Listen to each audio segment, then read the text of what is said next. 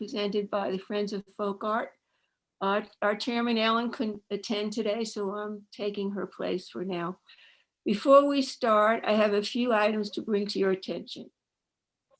Firstly, thanks to Kathy Campbell and Ginger Williams for the great work they're doing producing our online series. Today's presentation alone will be coming from computers in 3 different locations. Also, thanks to Adelma Huntley and Joy McAfee, the creative team behind Colonial New Mexico Chocolate. Said it wrong, but you know what I'm talking about. Joe Miracle and his team who delivered the chocolate kits and aprons, and to you for participating in today's event, which has raised just over $1,000 for the Museum of International Folk Art. Good job. Be sure to sign up for our next lecture in our series, Mohan's Chariot, A Journey into Divine Creativity, which will be held on Sunday, March 21st at 3 p.m.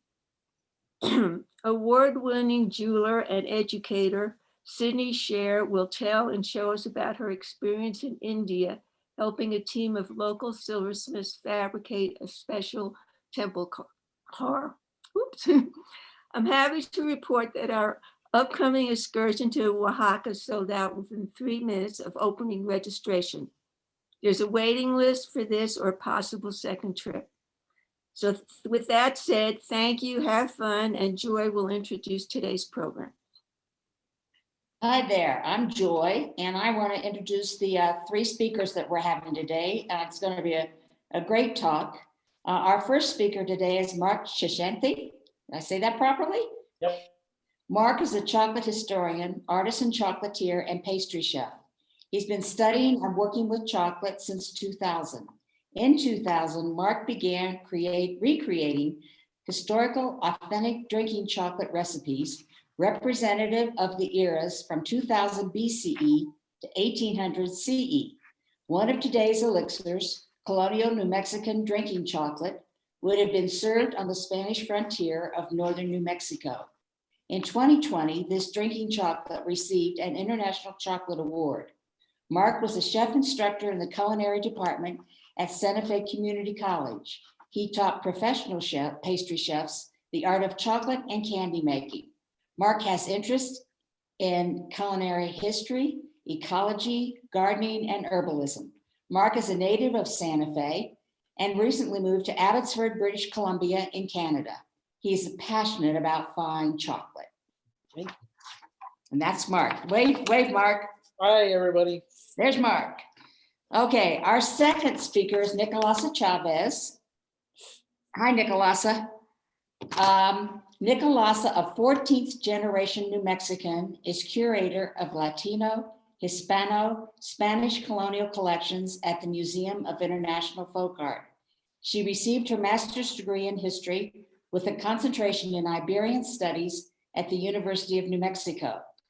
Nicolasa is the co-curator of the current exhibition Música Buena, Hispano folk music of New Mexico, and curated the recent exhibition Flamenco from Spain to New Mexico and Flamenco from Spain to the US, which is currently touring the nation.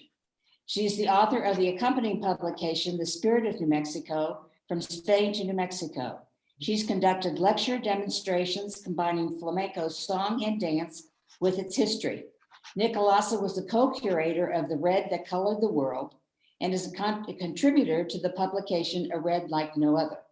She previously curated New World Cuisine, The Histories of Chocolate, Mate y Mas, which tells the history of the first mestizaje, is that right?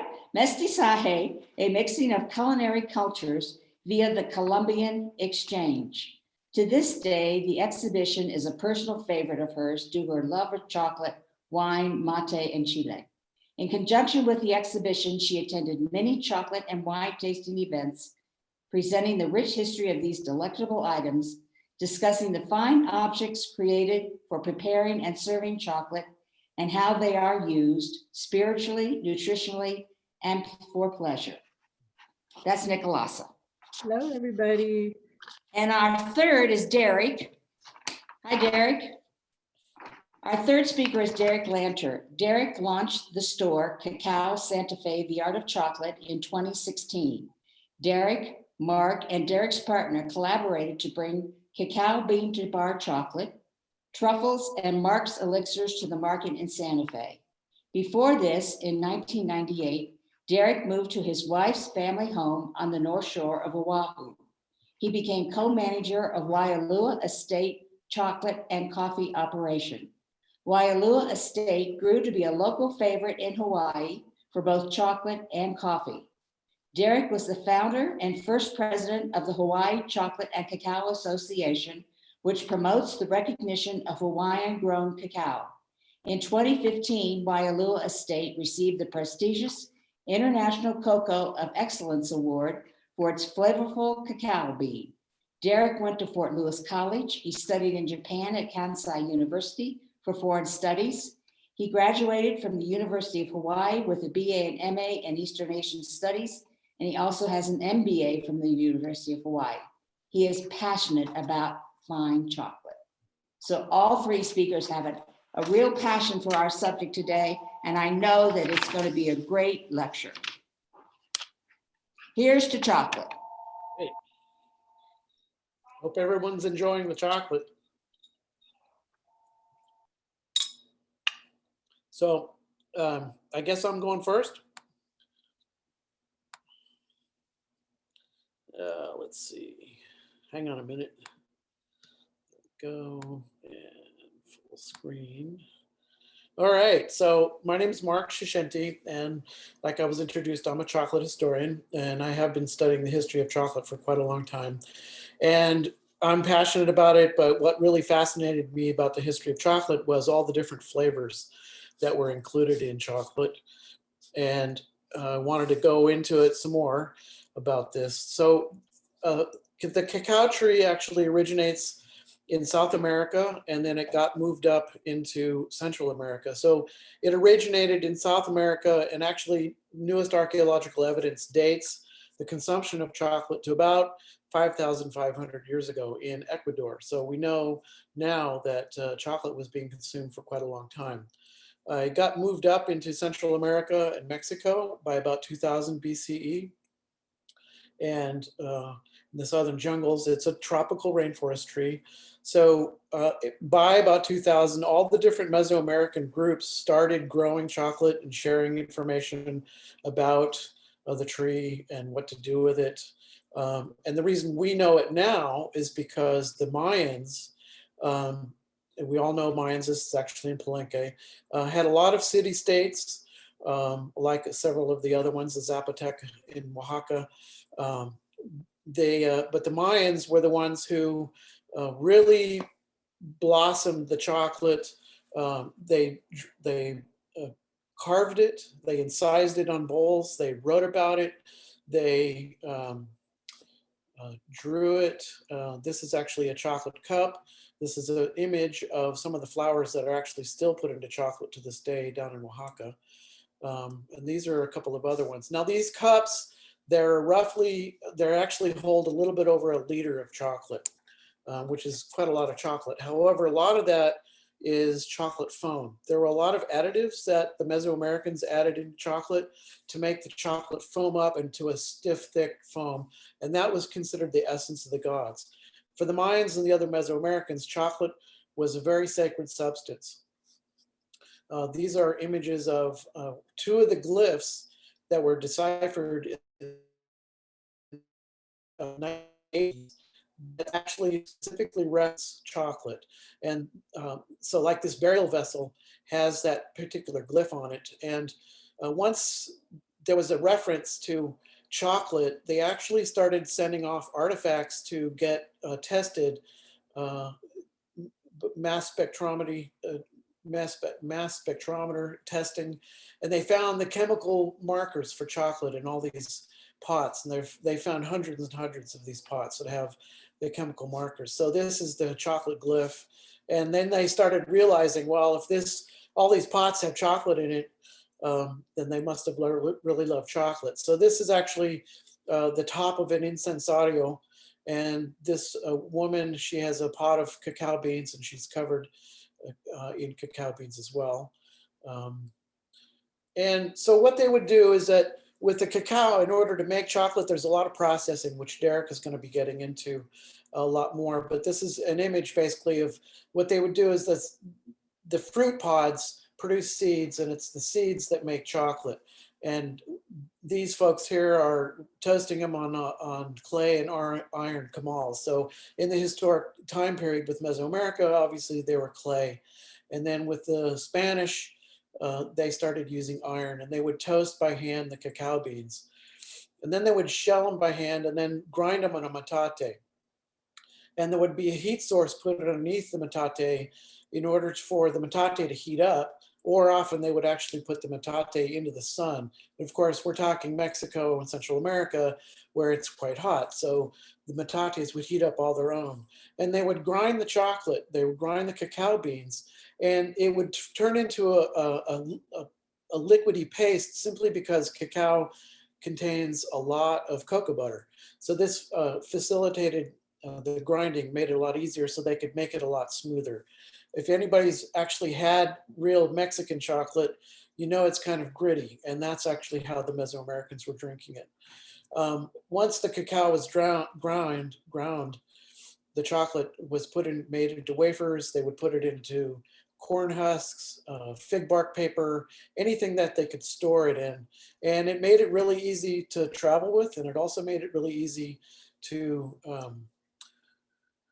make chocolate with, so, or eat it. In fact, these little wafers here, you can consider to be the first chocolate bar, even though that kind of wasn't really, but sometimes they would just munch on these wafers. So they used a lot of ingredients, and chiles were ubiquitous in pretty much all the foods and drinks of Mesoamerica. And we're talking chilies that are really mild to blisteringly hot, and a lot of different kinds of flavors. So they really loved their chilies and chocolate. Having come from New Mexico myself and grew up with chilies, got turned on to chilies when I was about 6 or 7 years old. I still have chili in my blood, so I've ordered chilies to bring up to me here in Canada. One of the other premier ingredients they would add to chocolate was vanilla. And I don't know if anybody knows this, but vanilla originated in Mexico and the Pacific Litoral of Guatemala. So that's where vanilla comes from. It does grow in Madagascar and comes from Tahiti and Madagascar now, but originally it's from Mexico. They used a lot of different kinds of flowers that were very spicy or very rosy in flavor. This particular one, the dried petal, tasted kind of like bitter black pepper. Another ingredient was the leaf of the Acuyo or Osanta, and they also used the flowers. And this gave the flavor of anise and licorice. This was a premier spice. This is a leaf. These leaves are still used down in Mexico and Central America, but mostly to wrap meats in. They're no longer used. In fact, a lot of these spices are no longer used in contemporary drinking chocolate. This is achiote or annatto seeds. Annatto seeds, when ground up, added a kind of a reddish color to the chocolate. And this is important because for the Mesoamericans, chocolate was considered the blood of the earth. And there was a deep kinship with human blood, simply because they considered humans to be sacred as well. And like the Pueblo Indians, there were several different worlds, and they came up out of the earth. And this is the fourth world. So the Mesoamericans had the same belief system. And so since they had a deep kinship with human blood and chocolate, they would add achiote into it to make it a more reddish color. There's a lot more I could go into that, but I'm not going to. Another spice that you're probably familiar with is allspice. It's indigenous to the Caribbean and Mexico and Central America as well. So they're going to transition into colonial New Mexico. Now, chocolate was being traveled up into the Southwest by about 800 CE for the Pueblo Indians, what we would call the ancestral Puebloans. And so you can see these trade routes. And these trade routes were taken by the Spanish. that were coming up into New Mexico because they were familiar with that. These are a couple of early maps from the 1500s. And in fact, one of these maps was used by Oñate when he came up into New Mexico. So Oñate, when he came up in 1598, he actually had a huge amount of people and a huge amount of livestock. It took him months to get up here because of all the livestock that he had. But he also brought chocolate. And he brought chocolate because, one, it was rations for all the soldiers. In fact, the soldiers only got chocolate for breakfast and chocolate for lunch, and then they would have a full meal at dinner. And when I talk about chocolate here, I'm talking a liquid. It was a drink like you're having now.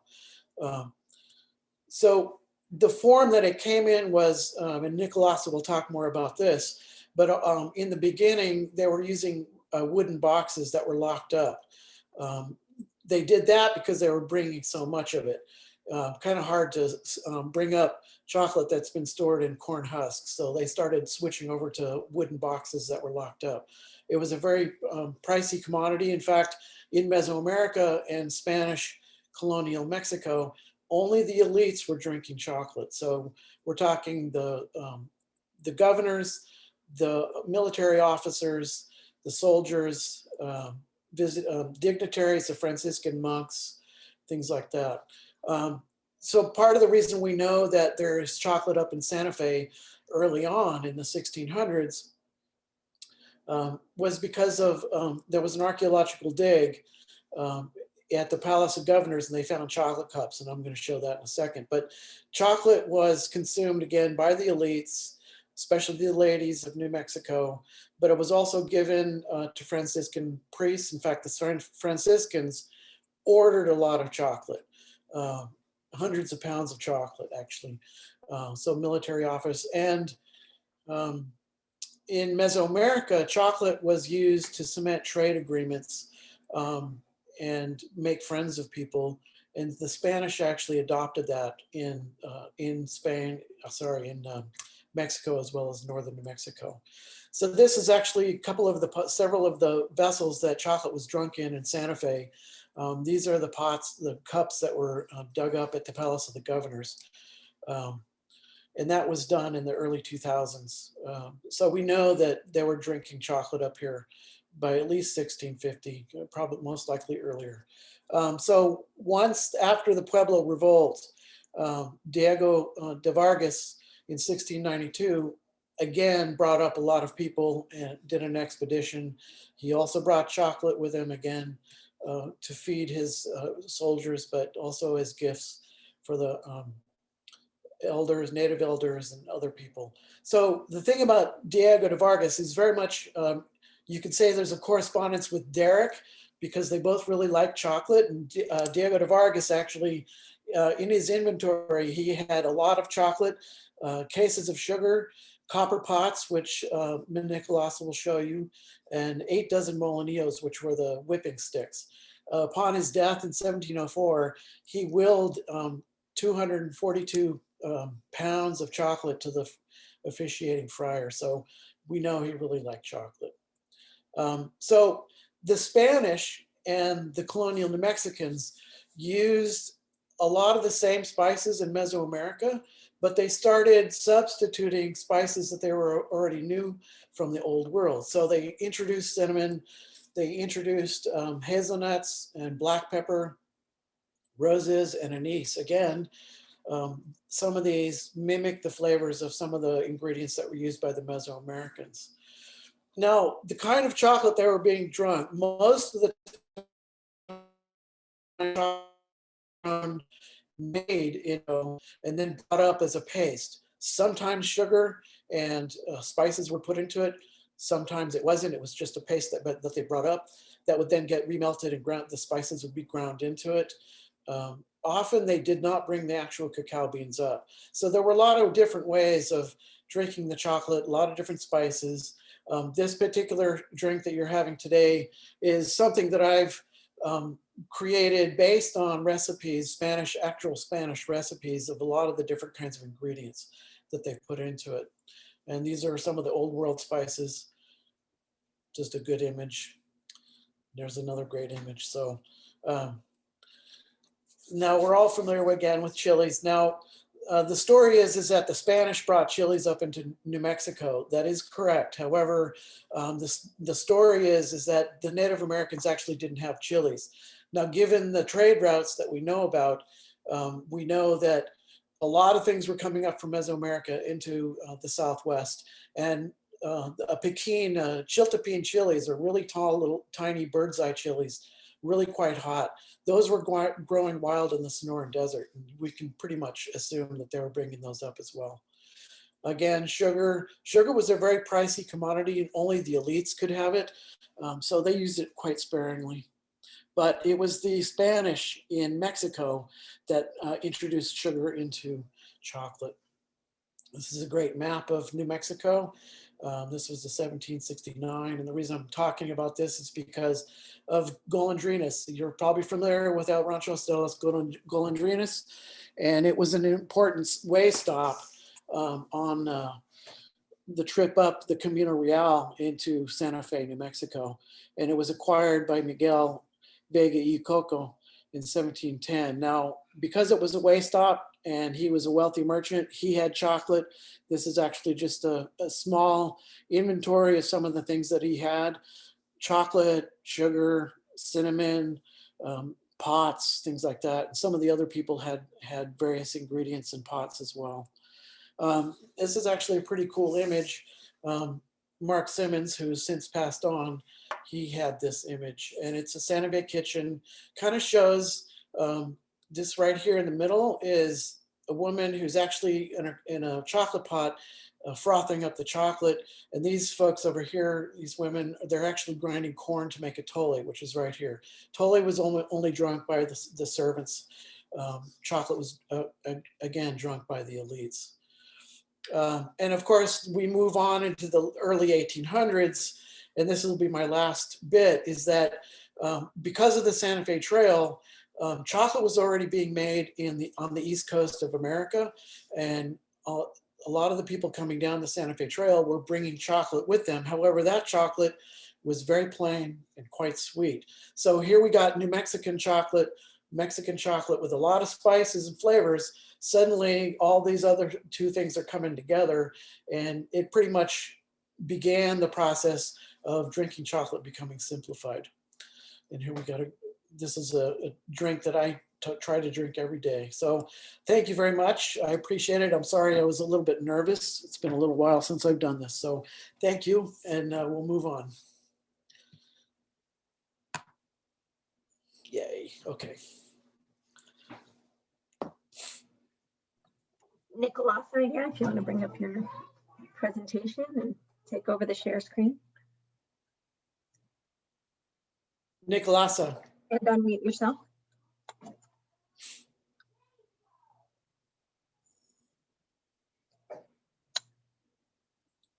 Nicolasa, you're Muted. she needs to unmute. Okay, there we go. Yay. Okay. Sorry, the mute button actually moves when you put the screen on to share it.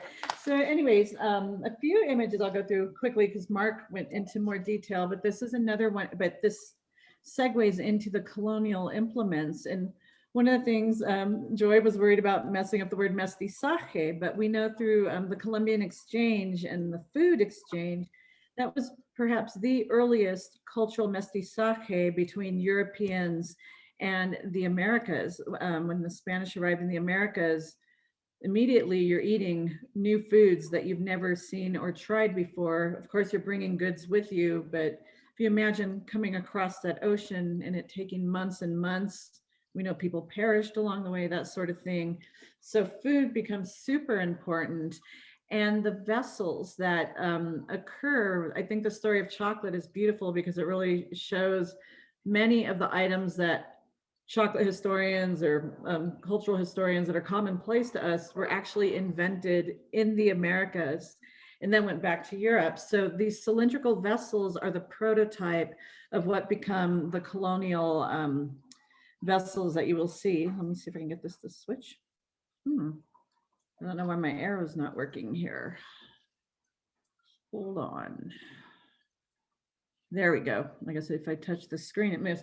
So as Mark mentioned, chocolate could be poured from above. And this is another classic vessel, the Princeton vase. It's one of the real famous ones that we know about, where it illustrates and demonstrates the woman pouring chocolate, the servant pouring chocolate for the royalty there. And presumably it's hard to see, but into a wide-lipped bowl. And you'll see in the image on the right, the same thing. This is from the Codex Tudela from the late 16th century, and is showing somebody pouring chocolate into a wide-rimmed bowl. And if you think now, like a thick, wonderful cafe latte, you know, in France, it's served out of a bowl. Liquidy drinks, you can have a narrower top, but it's more practical to have the wide bowl. And where these come from are what are called jicaras, which we'll get into. But once the Spanish come over and some of the techniques they bring with them, you know, copper goes way, way, way back. And there are copper mines all over Mexico. They began making copper chocolate vessels called chocolateras, which are your chocolate pot.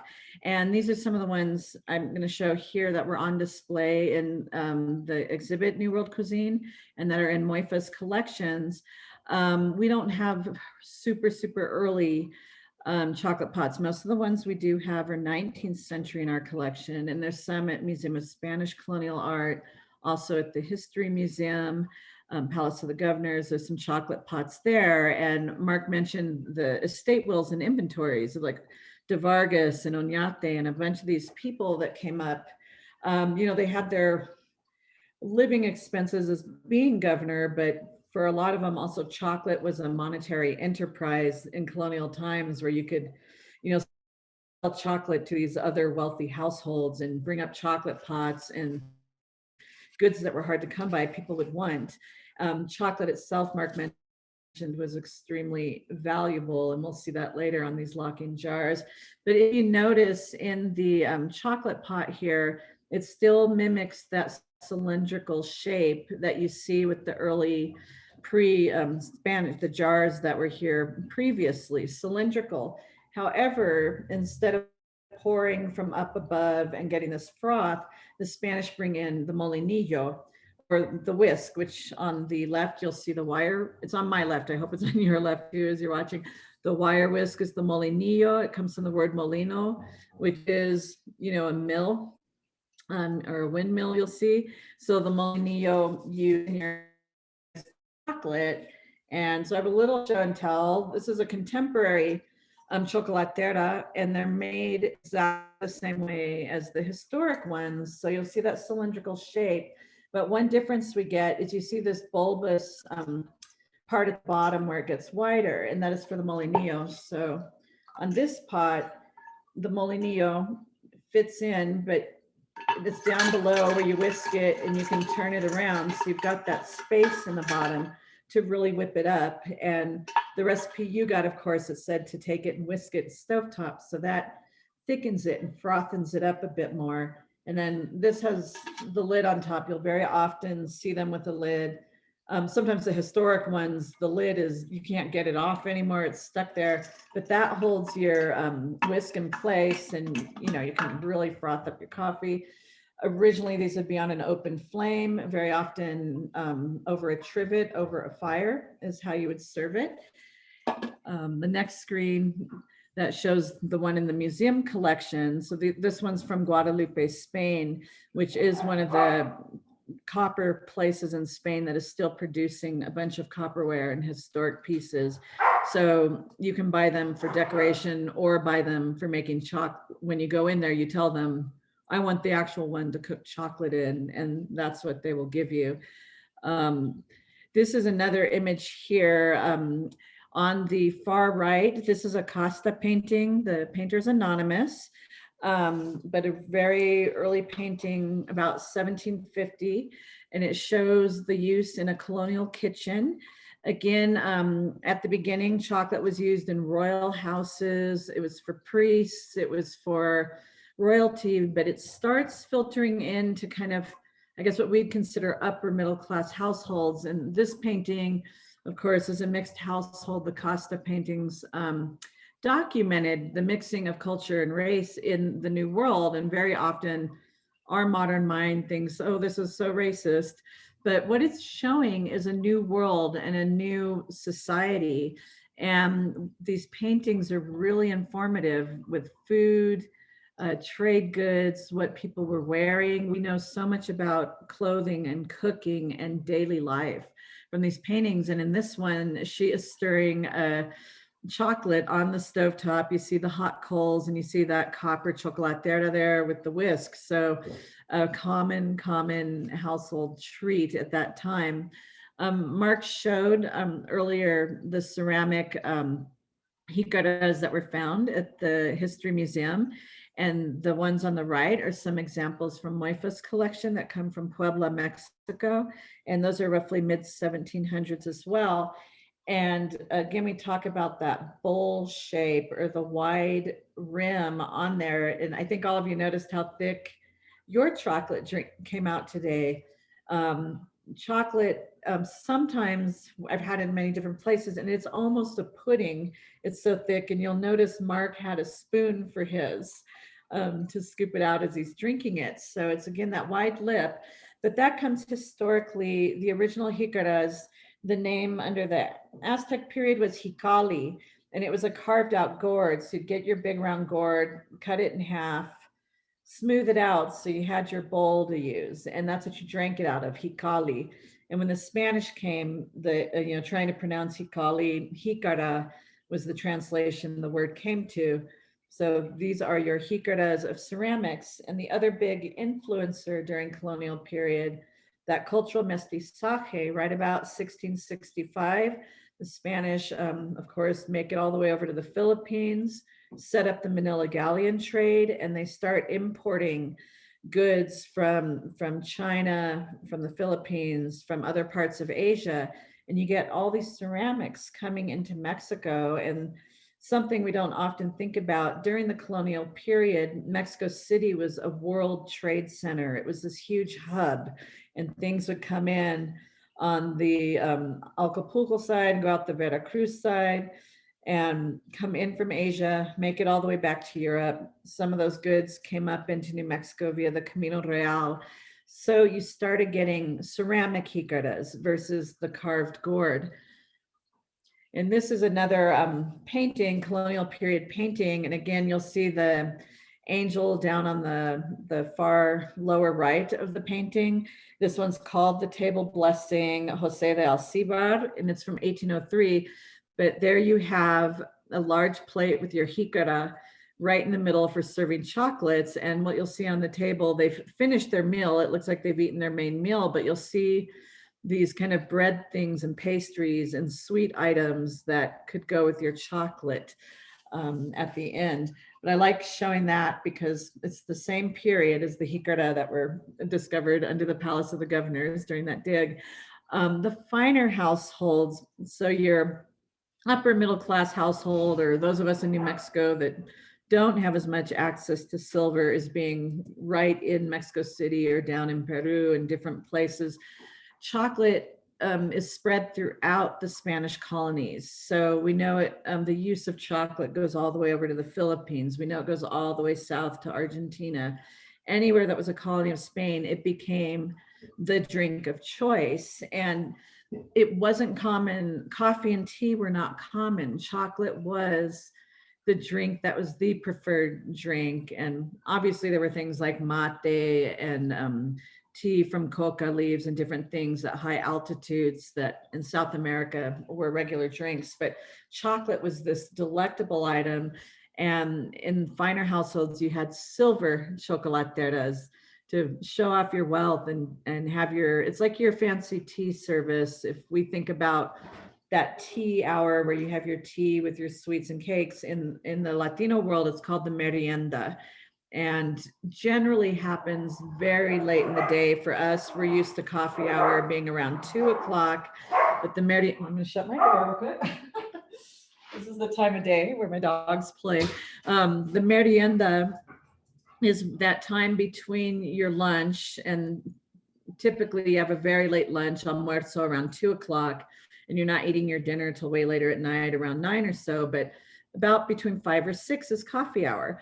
And instead of the 15-minute break that we Americans are used to in the US, your merienda was a time to sit and converse and share, talk about the ideas of the day, or also music, art, poetry, anything. So you'd bring out your finer sets and enjoy that conversation. The cup, this version of a jicara, is carved coconut shell, and you'd get that a lot in South America, especially in the more humid climates. And you also had carved gourd and carved wood. And these were also the same materials that you would see mate cups being made out of at the same time, but the finer households would decorate them with silver. And this is a very beautiful design here, but you'll see that the handle on it, it's again influenced by the porcelain and ceramics and teacups coming over from Asia. So you're kind of decorating and elevating your jicara into a teacup with this handle on it. So it's a very wonderful invention, again, created in the Americas. And these are some really rustic pots. I think, Mark mentioned, the soldiers and military and people coming up on the Camino Real. And we also know a lot of the Spanish were sheep herders. They brought cattle with them.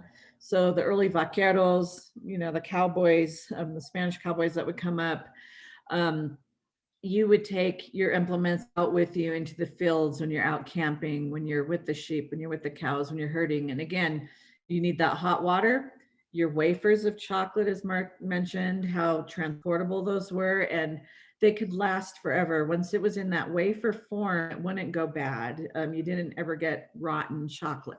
So those ingredients were preserved, and you could heat up your fire, stick your trivet over the fire, and put your copper pot there and whisk it up if you want. And this cup, just lovingly beat up. I imagine it was a beautiful little cup when it was new. Again, found years later, just used with love. One of my favorite items for chocolate are these locking storage jars. And Mark showed some beautiful locking wooden boxes to transport chocolate up into New Mexico. The storage jars would be used to store the cacao beans. And we do know that the beans were highly valuable. They were used as monetary exchange. The Aztec actually exacted tax tributes from tribes that they had conquered. You would literally pay your taxes with cacao beans. Also, an aside, cochineal was also one of the things you could pay your taxes with to the Aztec. And then later the Spanish took up that same tradition. There are instances of counterfeit cacao beans from the colonial period. So people were already trying to hoard their own chocolate and make fake beans when they had to pay their taxes. But if you had a huge store of chocolate, you started keeping it under lock and key.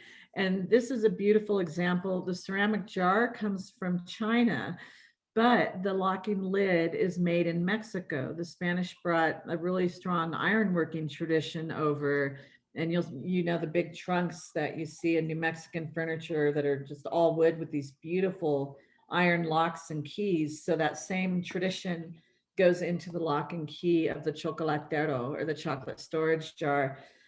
Again, that influence from Asia that comes over into Mexico, and then Mexico takes it on and begins producing their own blue on white ware. So we're used to the China with blue on white, but then you have a whole tradition coming out of Puebla, Mexico. So these are few of the chocolateros that are now missing the locking lid, but they're the same size and shape. And these are from Moifa's collection, as was the previous chocolatero you saw, but beautiful examples. And they can go up to 2 feet high and about this wide around. So you can hold a lot of cacao beans in there. And again, they stay fresh for a really long time, and then you can get them out and grind them and make your chocolate. So this would be in a finer home. Again, obviously not out in the campo with the beat up cup, but this is in the nice home when you get back home.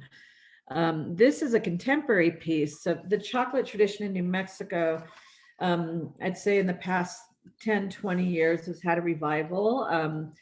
When I was growing up, we didn't have cacao Santa Fe and places to go have that colonial chocolate. It's only in studying and learning about it. And, Mark started creating these beautiful recipes, and then we had Cacao Santa Fe open. But also in Spanish markets, some of the artists, as they do their research during colonial times, start making some of the pieces that were used historically. These are two award-winning artists, Camila Trujillo and Renee Zamora, and she is a micaceous clay artist, obviously, and started making these beautiful chocolateros. We aren't really storing chocolate in them as an everyday practice anymore, but if we wanted to be elaborate, I guess we could. But she's made several of these and has won awards at Spanish Market. Those of us who are addicted to chocolate might want to, store beans one of these. But Renee Zamora, again, award-winning iron worker and furniture maker, and he does a lot of the iron work for other furniture makers. So they collaborated on this piece, and this is in Museum of International Folk Art's permanent collection, and just an exquisite example of the continuance of the chocolatero. My other favorite invention, because again, these are all New World inventions. This is the Mancerina, and it is named after the Viceroy Pedro de Toledo y Leyva, Marqués de Mancerna. You don't have to remember that name, but Mancerna is where we get the word Mancerina. And nobody's exactly sure. There's two theories or stories as to why the Mancerina was developed, but it is, your saucer with a fixed ring on it, and then the cup fits in the middle of the ring. Now, the number one question I always get is that meant to keep the chocolate warm? No, because you'll notice there's holes in the ring, and most Mancerinas have this little decoration around the cup with holes. So obviously not to keep it warm. It is to keep it from shaking, from falling off your plate and moving. So I liken it to contemporary times, not COVID times, but pre-COVID. Remember preview at a museum where you have your wine glass and you're trying to balance your hors d'oeuvres, and then you have to shake somebody's hand and you're worried about your food falling. So the Mancerina is the colonial period version of how to not spill on yourself at a social occasion. But the legends are that he had a form of Parkinson's and he shook a lot. And when he was receiving dignitaries and other people to his royal household, he did not want to embarrass himself and spill his chocolate. And again, chocolate was the drink you served at finer events. Or the other theory is it was invented for the ladies so that they would not spill on their finery at these events when they were dressed up. This one comes from Alcora, Spain. And Mancerinas, again, we find them all over the Americas. We find them in Mexico, Peru, Argentina, Spain, many different places. So this one was purchased for the museum years ago when we had the exhibit Ceramica y Cultura. Sorry, they pushed the door open. This is a beautiful silver piece from the middle of the 18th century in Mexico. So this would definitely be an example of one that would be at a royal household, or very upper echelon of society would have a silver Mancerina like this. And again, many of them you'll notice are shaped in this kind of shell pattern here. And there's a little indentation on the bottom here. And that would be so you could fit the plate and hold it with your in between your hand and thumb very easily, versus just a round plate. It kind of sets there easier. This one, the cup is missing, so we don't know what the actual little jicara would look like that went in there. But again, chocolate was often served with breads and biscuits and different things that you could also keep on the plate as you drank it. And this was a photo shoot we had done. So Mark and I collaborated together for the New World Cuisine exhibit and did a Colordes episode together on the history of chocolate. And we also had a really fun photo shoot before that exhibit came out, getting all of our items together from Moifa's collection and showing this, the ingredients that were used. And again, this mestizaje. So you had, your mano and matate that Mark talks about, which predates the Spanish. And then you have your copper pot here in the middle with the molinillo, a ceramic bowl with your ingredients, the chile, the storage jar. So this is just kind of one of those images that incorporates everything together, your locked pot there to keep your beans in. Really fun during some of my research. I was doing some research on Holy Week and Semana Santa in the Philippines. And one of my hosts, it was very late in the evening after a procession, and he was like, would you like to get some chocolate? And I looked at him, I said, is it like colonial chocolate? And mind you, it's like 98 degrees.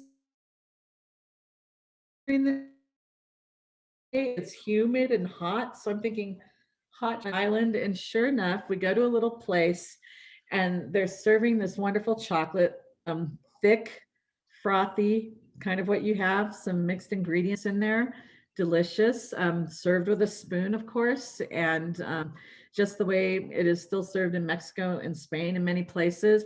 So I was at a historic home. Many of the historic house museums, the families still literally live in their homes and keep them preserved.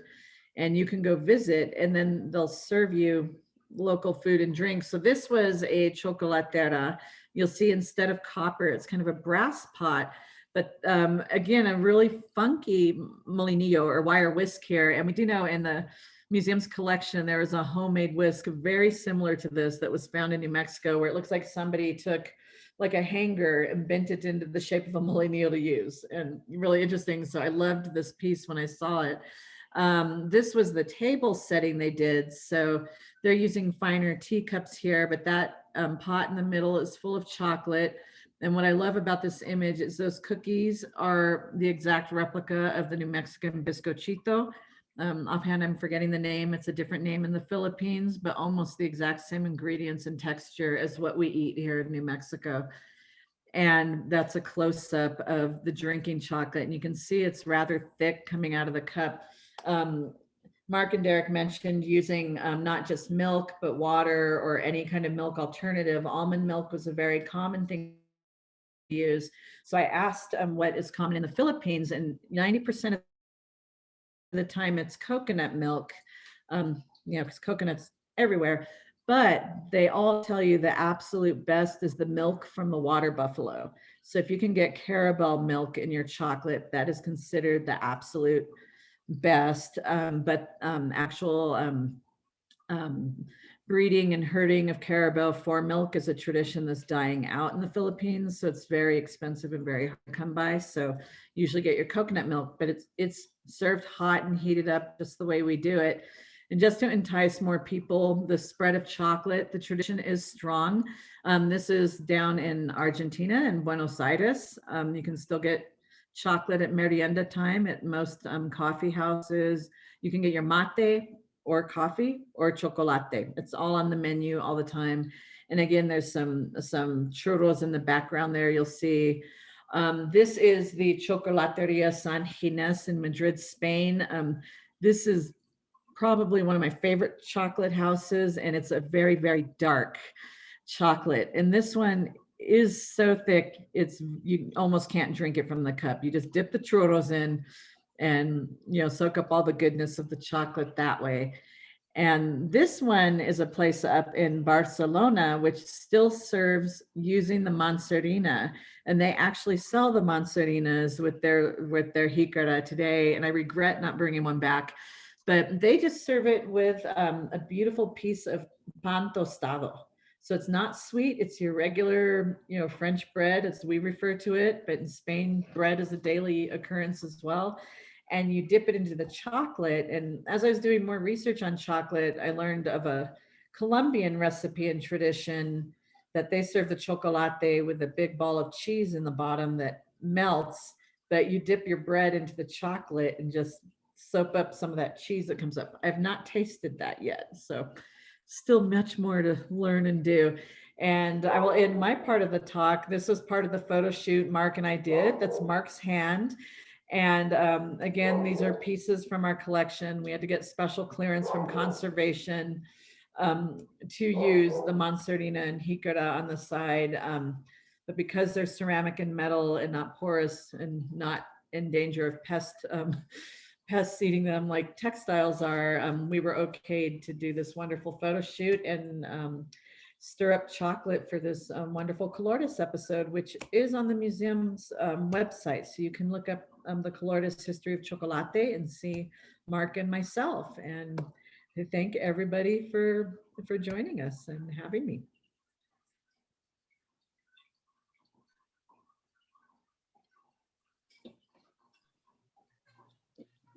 Great. And Derek, if you want to unmute yourself and bring up your presentation.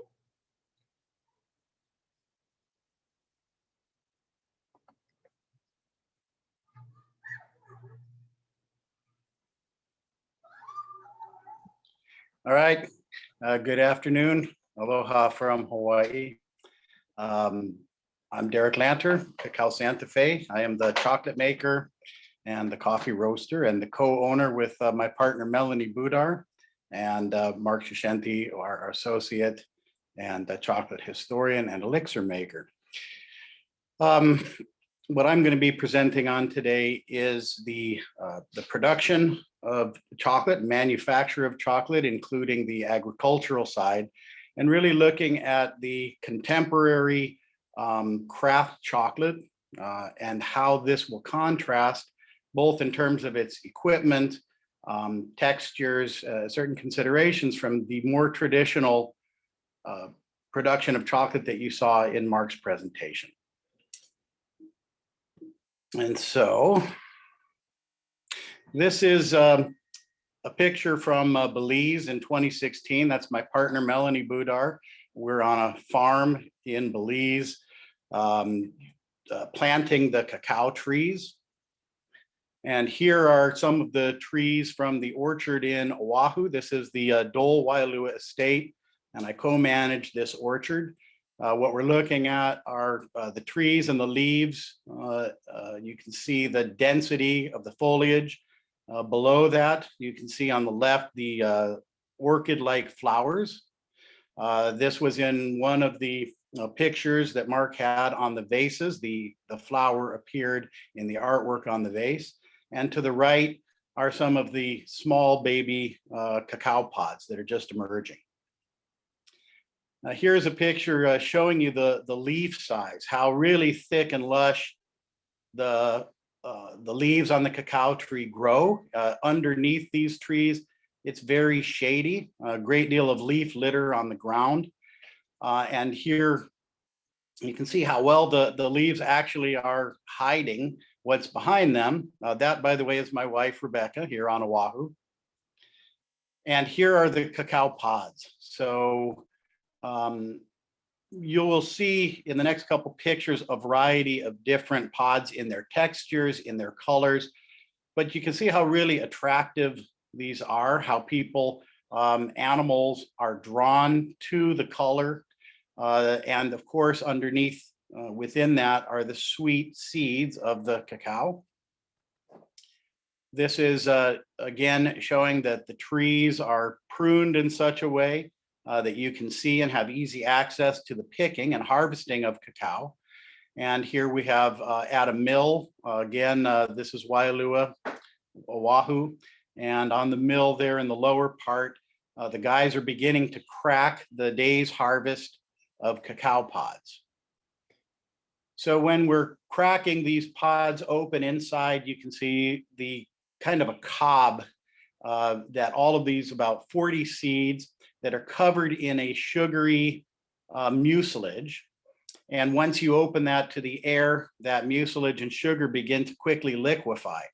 And this is flavor-wise, tastes nothing at all like chocolate. At this point, it tastes like a tropical fruit, a very sweet, tart, lemonade-like a flavor, which is very delicious in and of itself, like a candy. However, the seeds themselves are very bitter and astringent. So were you to bite into the seed, you would be compelled to spit it out because your reaction would be like, ugh. And that's one of the ways that the cacao tree propagates itself is animals would break into these pods, lick all of that sweet sugar off, enjoy that, and then either spit it out or transport it somewhere else and poop it out. And that would be how the tree then would propagate. So here is once the seeds have been removed from the cacao husk, they're put into a large wooden box. This is holding probably 150 pounds of wet cocoa bean. And what happens here is the beginning of a process called fermentation. The fermentation, of course, is that the wild yeasts that are everywhere, and in particular, say on the bottoms of banana palm, would mix in with the sugar that is in there and begin a process of fermentation, which further, because this cacao is all heaped, it's a big organic mass, and somewhat like composting, it's going to begin to heat up and cook, getting up to like 120 degrees.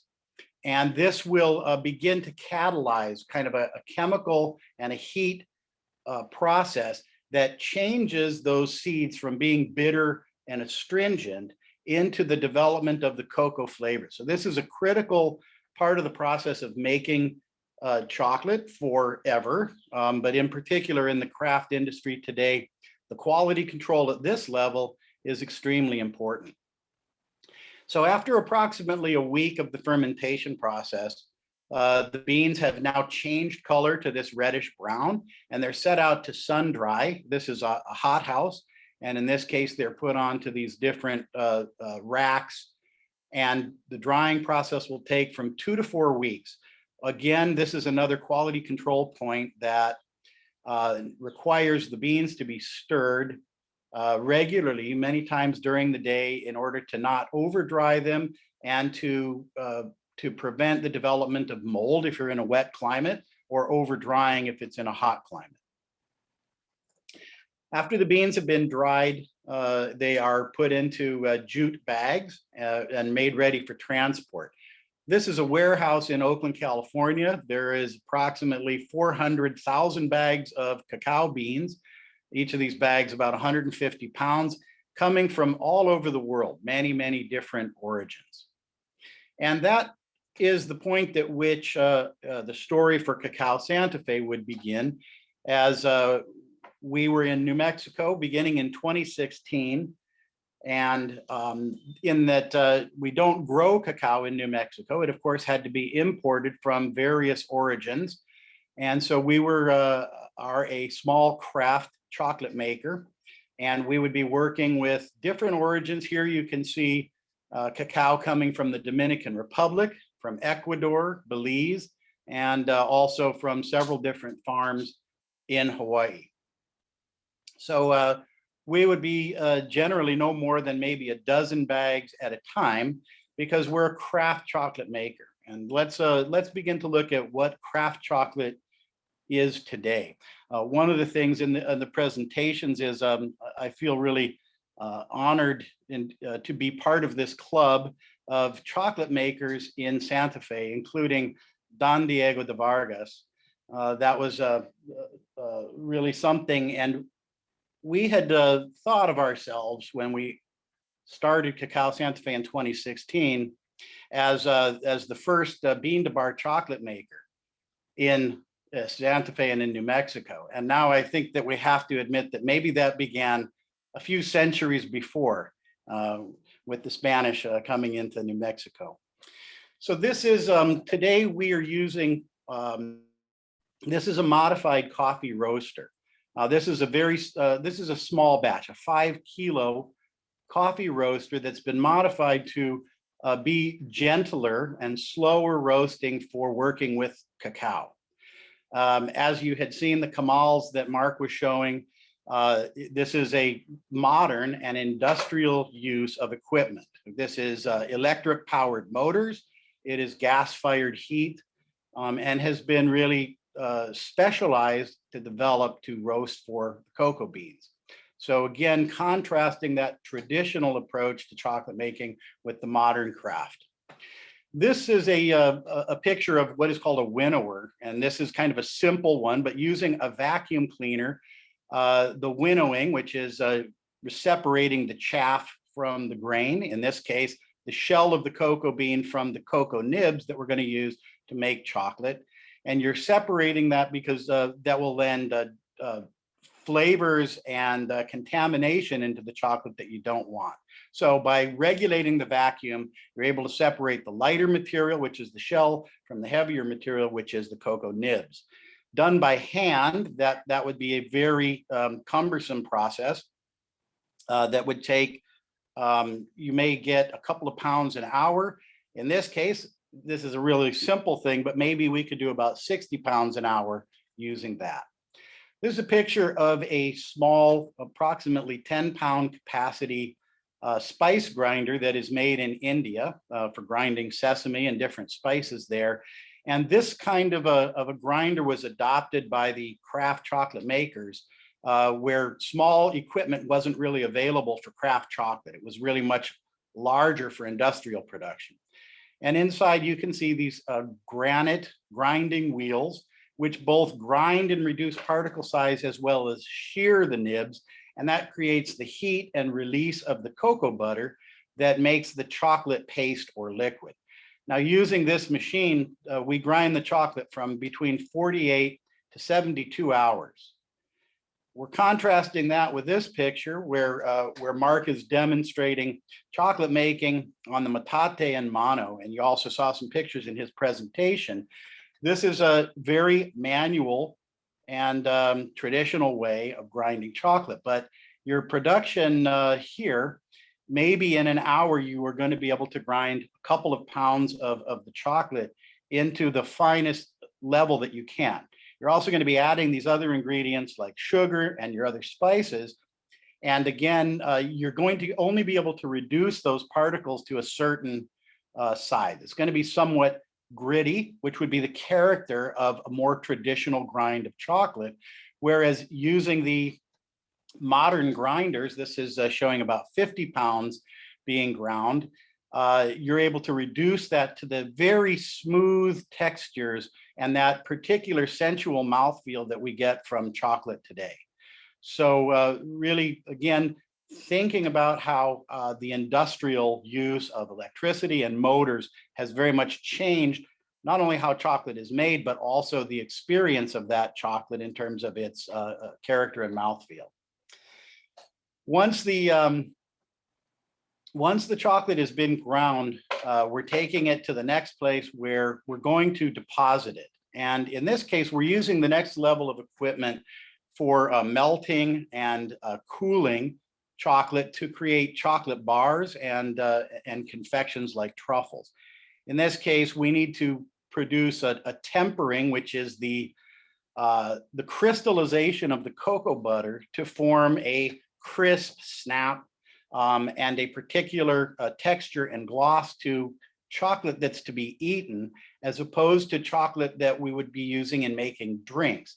For drinking chocolate, we don't need to have the what we have for the bars. And you can see here in my picture, you know, in the mix that you have, it's much coarser. And the chocolate that's used for this mix doesn't have to be tempered. So we're actually using an untempered chocolate because it doesn't really have a bearing in the drink mix.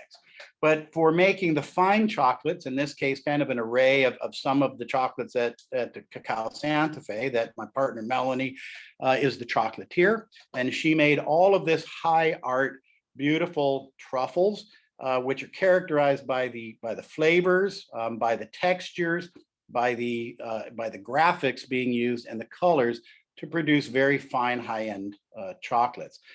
Below that on the left is the variety of different chocolate bars. Mark had talked about, and Nicolasa had talked about the transport of the chocolate. Once it's in its finished form, chocolate's very stable. These bars are wrapped in aluminum and an outer wrapper, and they will hold for years on the shelf. Their shelf life is quite long. But again, using more of these modern materials as opposed to, say, the corn husks that it might have been transported in before. Also on that lower right corner, we can see the production of some of the sipping chocolate elixirs and coffees. So here are the two of the examples of the drinking chocolates. And what I would say is that really the collaboration that Mark, myself, and Melanie had was to produce a mix that could be purchased and taken home to prepare. in shop, we made these drinking chocolates to be served on the premises, and they weren't made from a mix. We actually added the ingredients and created the liquid beverage to be served on site. But here, we thought we would like to be able to get this to people. Again, we're reintroducing an authentic historic product so that people today can taste this this product from the past. So that's where these came from, and we submitted both of these chocolates this year to Hanover, Germany, to the International Chocolate Competition, and both of those chocolates won recognition and distinction with bronze medals for drinking chocolates. At Cacao Santa Fe, we served the chocolate in these small drinking glasses. This would have been a flight. And again, showing that chocolate is really used and enjoyed socially. It sets people at ease. It makes you feel good.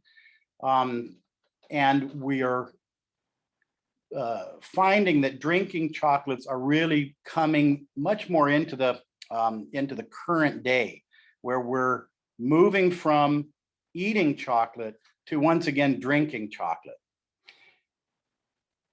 Here is a copy of the award that we won.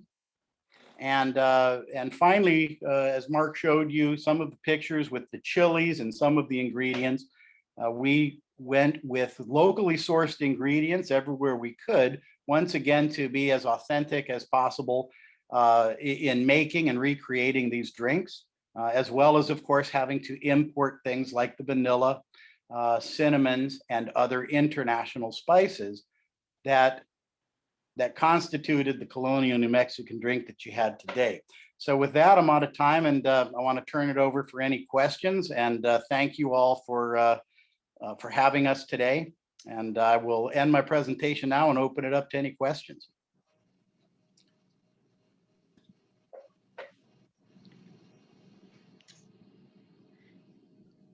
Great job, Derek. Ginger, I have a question. Is that okay? Yes. I am wondering, since Derek doesn't have a new location, if someone wants to buy chocolate from you right now, how do they contact you? All right, thanks for asking.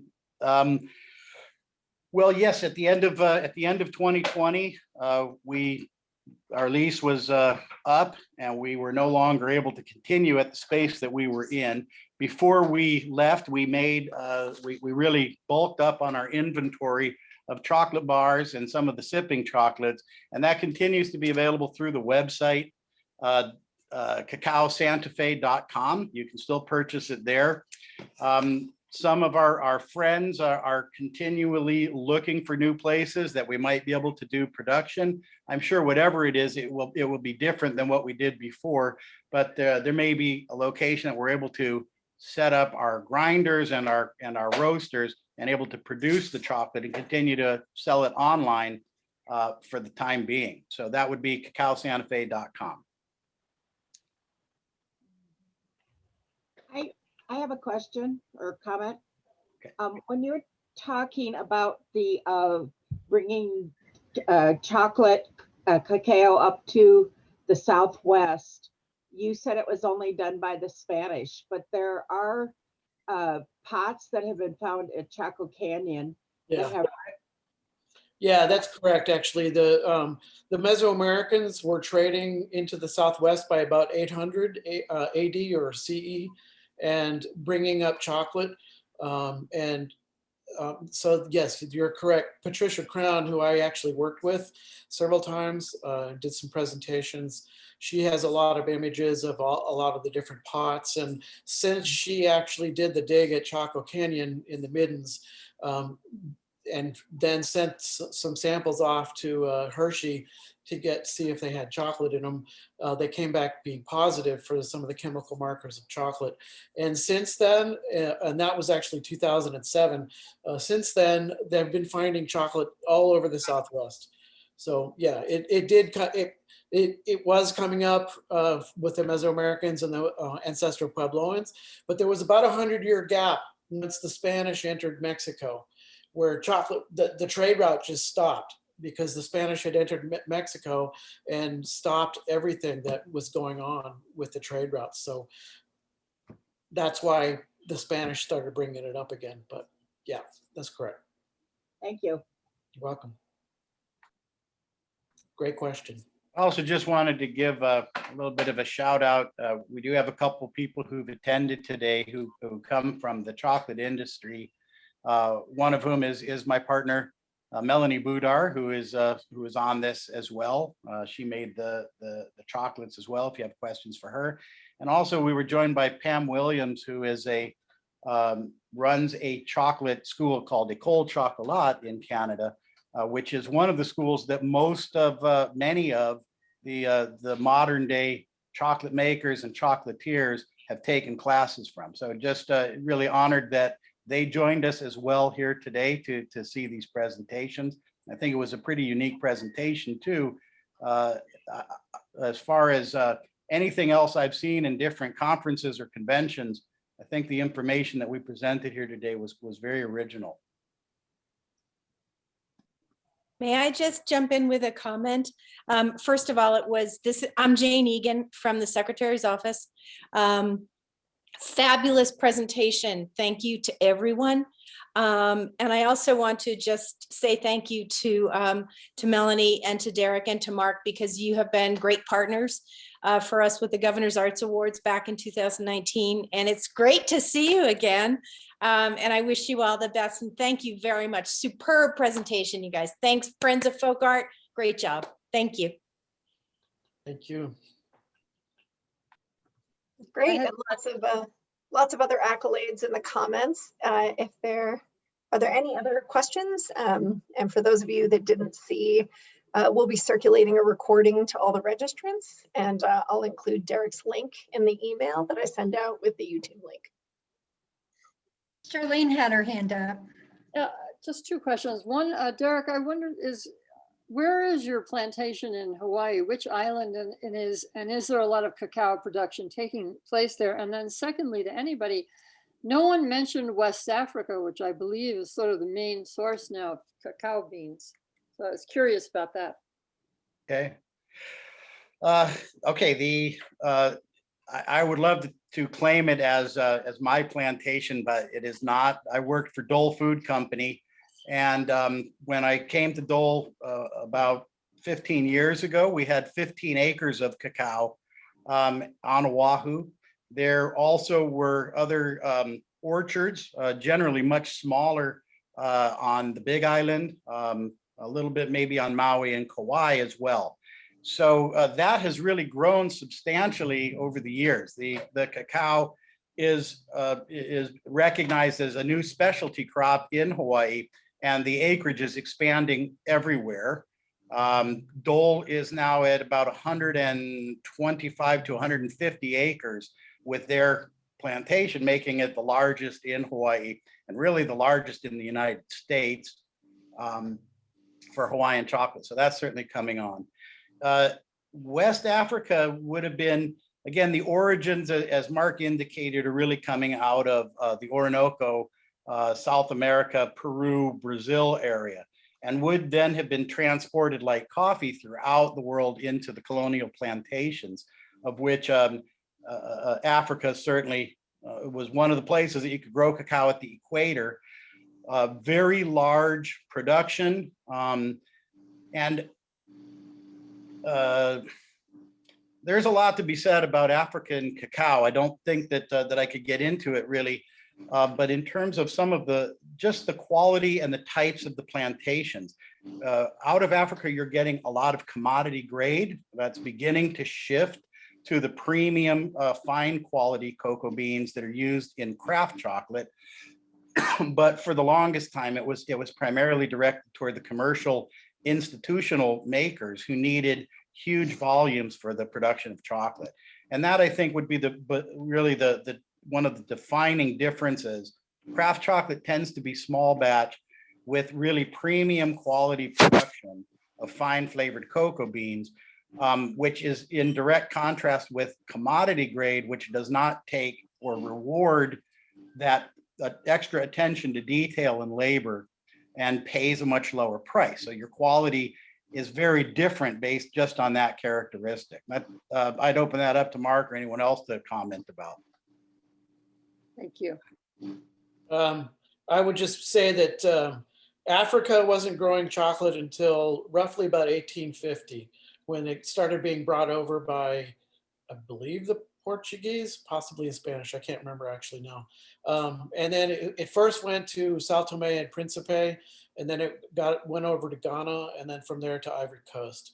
And actually, Ivory Coast and Ghana produce, frankly, most of the chocolate in the world right now. And it, like Derek was saying, it's commodity grade. So that's all I'll say about that. I would just say that again, because the demand from today's small chocolate makers for really and the willingness to pay this premium to reward farmers for taking that time and effort to make really good cocoa beans, you are seeing everywhere, and certainly in Africa, out of Tanzania, out of the Congo, some of these smaller plantations that have been changing what they're doing, the processing, as I said, with the fermentation, the selection, and just paying attention to that. So you are getting African cocoa and chocolates that are exceptionally good because of that attention to detail. And again, the price difference, when you're paying somebody and rewarding them for making something good, they're going to do a better job at that. But if you're going to get commodity rates on things, there is no incentive to put in all that extra effort. And that, again, is one of the defining aspects of craft chocolate.